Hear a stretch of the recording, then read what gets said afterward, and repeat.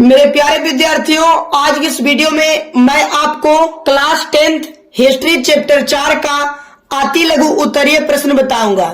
खिलाफत आंदोलन क्यों हुआ, रॉलेट एक्ट से आप क्या समझते हैं, दांडी यात्रा का क्या उद्देश्य है, गांधी इरविन पैक्ट या दिल्ली समझौता क्या था, चंपारण सत्याग्रह का संक्षिप्त वर्णन करें।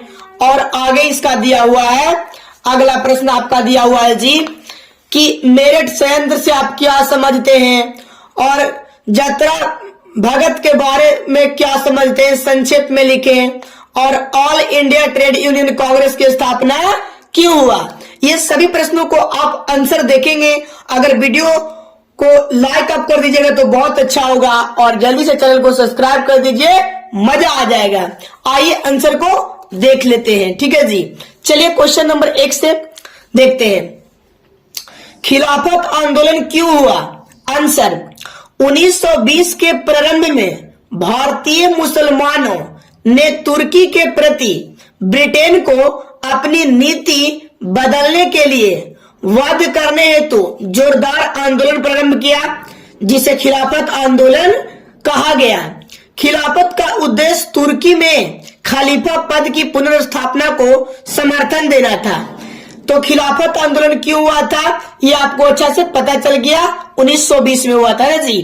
अगले प्रश्न को आप देखिएगा एकदम अच्छे ढंग से कि रॉलेट एक्ट से आप क्या समझते हैं, ठीक है। चलिए, रॉलेट एक्ट से आप क्या समझते हैं। मोस्ट इंपोर्टेंट VBI प्रश्न 2 अंक वाले के लिए।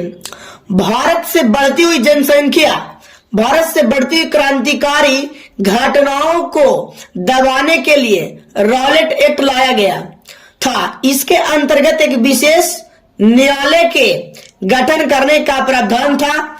इस एक्ट के अनुसार आप किसी भी व्यक्ति को बिना सबूत एवं बिना वारंट को गिरफ्तार किया जा सकता है। यानी नो अपील नो वकील नो दलील के अनुसार आप बिना वारंट को, बिना सबूत के कोई भी व्यक्ति को रॉलेट एक्ट के अनुसार आप उसको गिरफ्तार कर सकते हैं, ठीक है जी। इसी को रॉलेट एक्ट कहा जाता है। 2 नंबर प्रश्न का राइट आंसर। अगला सवाल देखिए क्वेश्चन नंबर 3, ठीक है। क्वेश्चन नंबर आप 3 देखिए, मोस्ट इंपोर्टेंट क्वेश्चन। दांडी यात्रा का उद्देश्य क्या था। देखिए बहुत अच्छा क्वेश्चन है जी। दांडी यात्रा ब्रिटिश सरकार द्वारा पेश किया गया एक कानून था, जिसे काला कानून कहा जाता है, जो 21 मार्च 1919 को लागू हुआ, जिसके अंतर्गत एक विशेष न्यायालय के गठन का प्रावधान था, जिसके निर्णय के विरुद्ध कोई अपील नहीं किया जा सकती थी। अपील नहीं किया जा सकती है, जिससे किसी भी व्यक्ति को शक के आधार पर बिना कोई वारंट के गिरफ्तार कर सकते हैं, है ना जी। ये दांडी यात्रा का मुख्य उद्देश्य था, ठीक है। दांडी यात्रा किसके लिए, नमक कानून को भंग करने के लिए किया गया था। क्वेश्चन नंबर 4 देखिए, बहुत इंपोर्टेंट प्रश्न है, ठीक है। चलिए, गांधी इरविन पैक्ट अथवा दिल्ली समझौता क्या था। सबने अवज्ञा आंदोलन की व्यापकता ने अंग्रेजी सरकार को समझौता करने के लिए बाध्य किया। सरकार को गांधी के समझौता के साथ गांधी के साथ समझौता वार्ता करनी पड़ी, जिसे गांधी इरविन पैक्ट अथवा दिल्ली समझौता के नाम से जाना जाता है। ये 4 नंबर प्रश्न का राइट आंसर है। अगला प्रश्न आप देखिए क्वेश्चन नंबर 5 को। क्वेश्चन नंबर 5 भी मोस्ट इंपोर्टेंट सवाल है, ठीक है। चलिए, चंपारण सत्याग्रह का संक्षिप्त विवरण दें। बिहार के चंपारण जिले में महात्मा गांधी के नेतृत्व में एक किसान विद्रोह था, जो 1914 से 16 के बीच इन क्षेत्रों में किसान नील की खेती के लिए खिलाफ ब्रिटिश सत्ता के खिलाफ विद्रोह किया था। यह कौन सा होगा, चंपारण सत्याग्रह का संक्षिप्त वर्णन ऐसे ही करिएगा, ठीक है। अगला क्वेश्चन देखिए, क्वेश्चन नंबर 6, बहुत ही इंपोर्टेंट क्वेश्चन है, ठीक है। चलिए, मेरठ संयंत्र से आप क्या समझते हैं?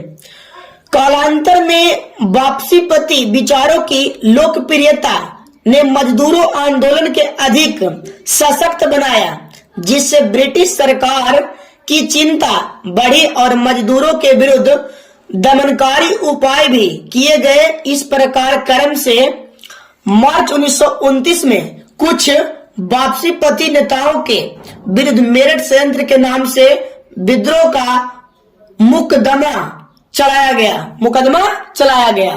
6 नंबर प्रश्न का राइट आंसर है। 7 नंबर देखिए, बहुत ही अच्छा सवाल है जी, कि यात्रा भगत के बारे में आप क्या समझते हैं? संक्षेप में लिखें। 1914 में खोड़ विद्रोह हुआ था। इस विद्रोह ने अंग्रेजों और आदिवासियों के मध्य एक युद्ध का माहौल बना दिया। जिस अफवाह ने छोटा नागपुर क्षेत्र के उरावों के बीच भी वैसे ही विद्रोह भड़का दिया, परंतु यह आंदोलन अहिंसक था, जो 1914 से 1920 ईस्वी तक चलाया गया और इसका नेता यात्रा भगत था। इसका नेता कौन था जी? यात्रा भगत। तो 7 नंबर का भी राइट आंसर आप देख लिए, अति लघु उत्तरीय प्रश्न। 8 नंबर देखिए, मोस्ट इंपोर्टेंट सवाल, all India trade union Congress की स्थापना क्यों हुई? आंसर, 31 अक्टूबर 1920 को कांग्रेस पार्टी ने all India trade union Congress की स्थापना की। CR दास के सुझाव दिया कि कांग्रेस द्वारा किसानों एवं श्रमिकों को राष्ट्रीय आंदोलन में सक्रिय रूप से शामिल किया। ठीक है जी, सक्रिय रूप से शामिल किया जाए और इन मांगों का समर्थन किया जाए। ठीक है, तो इसी तरीके से 8 का राइट आंसर है।